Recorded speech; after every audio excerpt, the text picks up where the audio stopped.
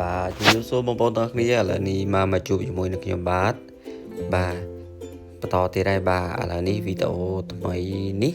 បាទមិនមែនថ្មីទេបងប្អូនខ្ញុំថតតាំងពីឆ្នាំមុនព្រោះស្ដាយនឹកឃើញថាចិត្តដល់រដូវស្លឹកឈើដុះពណ៌ទៀតហើយបាទយើងបាំងតែមួយខែទៀតទេបាទឥឡូវនេះខែ9ខែ10ចូលខែ11បាទចូលដល់ខែ11ចុងខែ11គឺចាប់ផ្ដើមហើយបងប្អូនបាទគឺចូលដល់ត្រជាក់ផ្ដើមហើយបាទហើយក៏ចូលដល់ស្លឹកឈើបដូរពណ៌បាទប្រទេសជប៉ុនគឺថា